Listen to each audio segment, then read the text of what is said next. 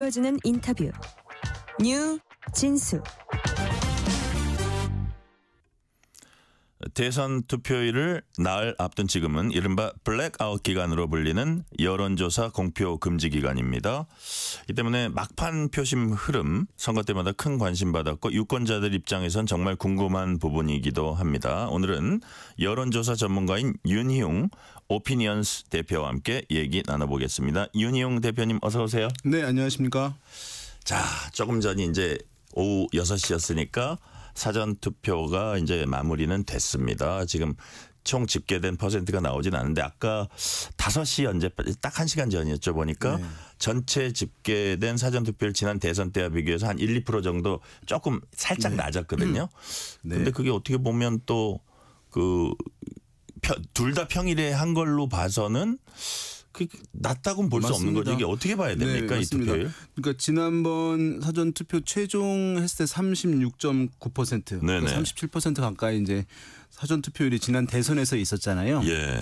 근데 이제 이번 같은 경우는 어제 매우 높았잖아요. 그런데 오늘은 어제만큼 아니어가지고 최종은 제가 봤을 때 이제 지난번 대선의 사전 투표율보다 네. 못 미치는 사전 투표율이 나오긴 할 텐데 많이 떨어지는 것은 아닌데요. 이것은 이제 방금 말씀해 주셨듯이 원래 대선은 대체로 이제 수요일 날 본선거일이잖아요. 네. 그러면 사전 투표율은 그 전으로 해서 금요일, 토요일, 그러니까 하루는 휴일인 거예요. 네. 그래서 휴일인 둘째 날 투표율이 사전 투표율이 상당히 높습니다. 그러니까요. 예, 그것이 일반적인 현상인데 이번은 대선일이 본선거일이 화요일이다 보니까 하루씩 땡겨져서 사전 투표율이 목요일, 금요일, 평일이었거든요. 네. 그러니까 첫날 뭐 빨리 해야지 하시는 분들인데 금요일 날 많아지진 않는 거예요. 그러니까 오늘 보게 되면 그 상승률이 둔화되는 모습들을 보여서 네. 오늘 이제 낮 시간대부터는 이제 지난번보다 낮아지는 흐름들 보이는데 말씀하신 대로 그럼에도 불구하고 지금 사전 투표율이 어쨌든 그래도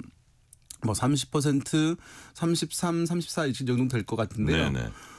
평일에 치러진 것 치고는 이제 높은 거라고 꽤 얘기를 높은 거다. 하고 예. 그래서 선거 열기는 뜨겁다 이렇게 예. 이제 얘기를 할 수는 있을 것 같아요. 자, 윤 대표님, 우리가 보통 그 투표율 높으면 진보 진영이 유리하다 이런 오랜 네네.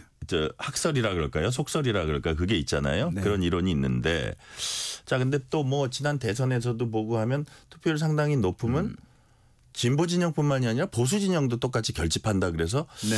그게 꼭 그럴까 뭐 이런 것도 있는데 이런 경우는 어떻게 봐야 됩니까? 네, 맞습니다. 그래서 과거에는 사실은 사전 투표 없을 때요. 예. 젊은 층들이 투표장에 좀 덜 나갔습니다. 차이가 연령대별로 격차가 매우 컸어요. 예. 그래서 투표율이 좀 조금이라도 높아지는 것은 어쨌든 젊은 층이 투표장에 나가는 거고 당시에 예. 젊은 층은 진보층이라고 했어요.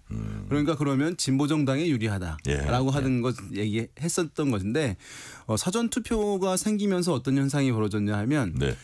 연령대의 투표율 차이가 상당히 줄어들었습니다. 굉장히 고르게 되면서 젊은 층들의 비율이 높아졌다는 얘기네요. 투표 참여율이 높아진 거죠. 예. 물론 이제 여전히 어르신들의 투표율이 높긴 합니다만 그 예. 격차가 예전에는 막 30% 이상 차이 났었거든요. 그런데 요래 이런 경우 있잖아요. 20대들 같은 경우에 대학을 다른 지역으로 가거나 직장을 처음에 다른 지역으로 가게 되면 주소지를 처음에 안 옮깁니다. 옛날에. 예. 그렇잖아요. 그러면은 투표하려면 고향에 가야 되잖아요. 그러니까 그때는 그 비용이 장벽이 엄청 컸었는데 사전 그러네요. 투표가 이걸 없애버렸습니다. 그러니까요. 주소지를 안 옮겨도 어디서든 할 수 있으니까. 그래서 사실은 지금은 그래서 투표율이 높으면 어디에 유리하고 불리하는 게 아주 없지는 않지만 과거에 비해서는 현저히 줄어들어서 요즘엔 잘 얘기를 안 하고. 그렇죠. 그래서 지난번 그 박근혜 대통령 그 당선될 때 투표율이 상당히 높았는데 보수 후보가 당선했던 거예요. 네네. 그러니까 반대도 이런 현상도 있는 것이니까 얘기들이 이제 좀 과거에 비해서 상당히 줄어든 부분은 이제 있는데요. 그렇지만 이제 이게 투표율이 지금 높게 되면은 사실은 모든 후보들이 투표율이 높은 게 필요합니다. 네. 왜냐하면 우리가 이제 선거 여론조사의 지지율은 사실은 투표에 안 할 분들이 많이 포함되어 있어요. 예. 그리고 모름무응답도 있어요. 그렇지만 선거 결과는 투표에 참여하신 분들만의 여론인 것이거든요. 예. 그러면 투표에 어느 후보의 지지층이 많이 투표장에 나가냐.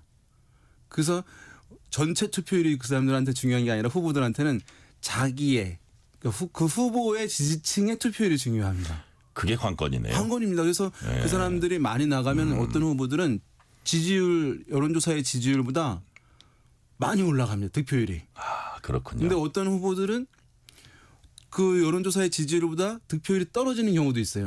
그러면 왜냐하면 그 지지층들의 투표 의지가 네. 약한 경우. 그래서 투표 의지는 그럼 어떻게 합니까? 그러면 자세히 그 보시는 분들은 여론조사에 이번 선거에 참여해서 투표하시겠습니까? 라고 하는 질문을 주거든요. 적극 지지층. 예, 그 중에 예. 1번 반드시 투표하겠다. 2번 뭐 아마도 투표할 것이다 했는데 아마도 투표하실 분들은 100% 안 나가실 분들이에요. 아, 진짜요? 왜냐하면 대한민국에서 투표는 반드시 해야 되는 걸로 배웠는데 아 몰라요 가봐야죠 뭐 아마 할 것 같아요 이 정도 분들은 아마 안 하시는 분들 반드시 한다는 사람 중에서도 안 가는 사람이 있는데 그것도 한 10% 이상 줄여야 되거든요. 예. 그러니까 근데 그 비율을 비교해 볼 수가 있거든요. 그러니까 그 비율이 높은 이제 후보들이 있고 예. 낮은 후보들이 있습니다. 그래서 그것을 하는 것이 이제 매우 중요하다. 그거에 네. 따라서 이제 실제 득표율이 변화가 있다 이렇게 말씀드리겠습니다. 그렇군요. 자, 사실 이제 공표 금지 기간 직전에 이제 여론조사가 이제 이런저런 여론조사가 나왔습니다. 네. 근데 우리 윤 대표님이 이렇게 보시기에 그 전에 하고 이렇게 추세로 볼 때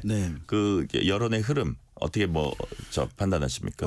저는 뭐 이재명 후보가 매우 월등히 높았고 막 50% 넘는 것들도 있었거든요. 네네. 근데 이제 50% 그 아래로 내려왔던 조사 결과들이 이제 지난주 예. 결과들에서 확인이 됐고 김문수 후보는 막 30% 초반밖에 안 됐는데 30% 중반 후반대 나오는 조사율 그러니까 상승이 있었던 네네. 것이고요.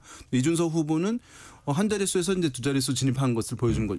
이것이 이제 지난주 있었던 이제 변화라고 할 수가 있을 텐데요. 깜깜이 직전. 네, 예. 그렇습니다. 근데 그 흐름이 있었고 거기서 사실 제일 주목됐던 거는 김문수 후보의 지지율이 사실은 어떤 정당을 대표해서 대선 후보가 됐다고 한다면 그 네. 후보의 지지율은 그 정당이 평소에 갖고 있는 정당 지지율 그거보다 높아야 되거든요. 네네. 근데 이제 김문수 후보 같은 경우에 이 국민의힘의 정당 지지율이 평상시에 상당히 높았었거든요. 근데 그 개인 후보 지지율이 그것에 미치지 못하는 현상이 계속 있었던 거예요. 그것이 이제 지난 일정 부분 이제 개선이 된 것이죠. 네네. 그러니까 사실은 지난주에 있었던 변화들은 이렇게 이재명 후보가 좀 낮아지고 김문수 후보는 좀 올라가고 이준석 후보 좀 개선되는 이 부분들이 상당히 이제 특별한 변화였다라고 얘기할 수도 있는데 또는 어떠한 사건들로 인해서 변화된 것이라고 할 수도 있지만 제가 봤을 때는 전체적으로 구도가 자연스럽게 어떤 우리나라 대한민국의 유권자들의 정치 네. 지형에 맞게 조정이 좀 정상화된 흐름인 측면도 있거든요. 구조가. 그래서 이제 어떤 평상시에 원래의 모습으로 좀 회귀되는 그런 이제 모습이라고 볼 수가 있을 텐데. 네. 근데 그러면 지금 그 흐름이 이제 이후에 어떻게 갈 것이냐 이것이 이제 가장 궁금해하실 것 같은데 사실 이 변동이라는 것이 항상 이제 열려 있는 것이긴 합니다. 하지만 어떻게 보면 이 세 명의 주요한 후보들을 표현을 하자면 어떤 이제 나사가 세 개가 맞물려 있는 굉장히 연결되어 있는 나사라고 볼 수 있는데 그래요. 예. 대선일이 다가오면 다가올수록 꽉 조여진다고 할 수가 있습니다. 왜냐하면 부동층이 줄어들잖아요. 네네. 원래 변화가 있으려면 부동층 비율이 의미 있게 있어야 되거든요. 부동층이 줄어들고 그다음에 각 캠프들과 후보들이 최선을 다하거든요. 그러니까 뭐 우리가 진영이 총결집했다 막 하잖아요. 그러면은 어느 한쪽이 폭망하는 일은 적다. 맞습니다. 그러니까 네. 지지율이 변화가 한 후보가 계속 혼자 올라갈 수는 없는 겁니다. 누군가 떨어져야지만 올라갈 수 있는 것이거든요. 그렇죠. 예, 근데 최선을 다하고 있는데 어딘가 떨어진다는 게 이게 흔한 일은 아니기 때문에 그래서 이후에 어떤 변동성은 여전히 있습니다만 변동폭은 좀 줄어들 수밖에 없는 형국이고 거기에 어제 오늘 사전투표가 있었잖아요. 네네. 변동하려면 주체인 유권자가 있어야 되는데 유권자의 전체 투표하는 사람들 중에 한 40 가까이 해버렸잖아요. 네. 그러니까 남은 그럼 사람들이 변동성은 더 줄어든다. 더 줄어드는 특성이 과거에 사전투표 없을 때보다 있을 네. 때 이제 더 마지막에 줄어드는 특성이 거기에 있습니다. 그게 이제 선거에 임박해 갔을 때 생기는 현상이라는 말씀이시고요. 네, 그렇습니다. 그럼에도 불구하고 어떤 예. 일들이 터지고 발생하고 하면 또 발생 여전히 있죠. 과거에 2011년 뭐 강원도지사 보궐선거 같은 경우에 보게 되면 그때 마지막 일주일 사이에 한 10%포인트 일리 격차 차이 났었는데 네. 어떤 후보의 이제 불법 콜센터 사건이 대대적 보도가 됐었거든요. 그때는 뒤집어진 적이 있어요. 그러니까 그런 대형 악재가 발생하고 하면 또 변동할 가능성 또 있는 것이죠. 네네. 자, 지금 이제 이 부분은 어떠세요? 가장 큰 변수로 꼽혔던 게 보수 진영 이제 단일화 부분인데 이거는 이제 사실상 물 건너갔다 이게 이제 지배적인 관측인데 네. 그렇다면 이렇게 뭐 1등 달리고 있는 후보, 2등 달리고 있는 후보, 3등 달리고 있는 후보 그랬을 때 그 3등 후보를 향한 어떤 사표 방지 심리 때문에 그 부분 그런 것들이 이렇게 좀 표가 양쪽으로 나눠지고 이럴 가능성도 있습니까? 일단은 사표 방지라고 하면 네. 단일화를 논의하는데 당선이 더 어려운 후보의 표가 빠져가지고 조금이라도 더 있는 후보한테 갈 수 있겠죠. 예, 그리고 뭐 조금 구체적으로 얘기하면 만약에 이준석 후보 네. 표가 김문수 후보로도 가고 이재명 후보로도 가는 그런 효과. 그랬을 때 어느 쪽이 더 이익을 보고 덜 이익을 보고 이렇게 될 많은 수도 이제 있나요? 조사들이 있긴 한데 네. 사실은 이제 글쎄 엄밀하게 어떻게 그대로 반영되기는 어려운 네네. 측면이 있는데요. 일단은 이제 요게 보수 진영 단일화가 뭐 앞으로도 가능성이 있다. 네. 뭐 할 수는 있겠죠. 하지만 사실은 의미는 없는 거예요. 이미 상당 부분 투표를 해버렸기 때문에. 네네. 네, 그래서 일단은 끝난 것이라고 볼 수 있을 텐데 단일화가 이제 이루어지지 성사되지 못했는데 이것은 이런 이제 영향을 줄 수가 있는 거죠. 뭐냐 하면 단일화가 답이라고 해서 기대감이 엄청 높아졌는데 성사가 안 됐으면 네. 그러면 안 되는 것 아니야라고 해서 투표 의지가 약화될 수 있는 거예요. 만약에 그 지지층의 그 지지층의 그래서 투표 의지 그거를 아마 약화. 어떻게 복원시키느냐가 네. 상당히 이제 중요한 부분일 거라고 보여집니다. 이제 김문수 후보 같은 경우에 지지층들. 그래서 이제 그 캠프에서 어떤 네. 관계자가 삼자 구도로 해도 우리 해볼 만하다 이렇게 얘기를 하는 이유는 그 지지자들한테 투표를 참여해 달라 끝까지라고 하는 메시지인 것이거든요. 예. 그다음에 이준석 후보 같은 경우에는 이제 아까 말씀하신 대로 과거에 보게 되면 제3 후보 그러니까 누군가와 이제 1등, 2등 후보와 단일화를 하다가 할 경우에는 빠지는 경우들이 많이 있었습니다. 예. 사실은 그 이준석 후보가 이 단일화 논의 있을 때 절대 안 하겠습니다 얘기 많이 하잖아요. 네네. 했잖아요. 그거는 캠페인 교본의 모범 답안이긴 합니다. 한다는 순간 더 많이 빠지거든요. 네. 그러니까 안 한다고 하는 건 맞는데 실제는 이제 안 하게 됐는데 그럼 이후에 어떻게 될 것이냐 했을 때 얼마나 빠져나갈지 그 가늠하기는 쉽지는 않지만 네. 이준석 후보 같은 경우에는 어쨌든 더 다른 두 후보에 비해서 지지층들이 투표장에 나가게 하는 것이 훨씬 중요한 캠페인이에요. 네. 왜냐하면 다른 두 명의 후보 1등, 2등 달리고 있는 후보 같은 경우에는 그래도 그 지지층의 적극 투표 의향이 상당히 높습니다. 두 명 다 지지층들의 네네. 투표 의지가. 근데 이준석 후보 같은 경우는 지지층이 20, 30대 젊은 층이잖아요. 예. 그리고 약간 정치에 관심도가 낮으신 중도 성향층인 분들이 좀 있거든요. 그러니까 이분들 같은 경우에는 사실은 적극 투표 의향이 낮은 편이에요. 예. 그러면 막판에 선거일에 투표장에 좀 덜 나갈 수도 있는 거예요. 네. 그러니까 지금 이준석 후보는 그게 매우 중요해진 상황이라고 할 수가 있습니다. 그래서 네네. 계속 지지층한테 얘기하는 것이 이제 그 지지층들 투표장 참여를 독려하고 있는 것으로 보입니다. 자, 이런 거는 어떨까요? 시간이 거의 다 돼서 좀 짧게 말씀해 주시면 그 이준석 후보의 최근 그 3차 TV 토론 당시의 발언 네.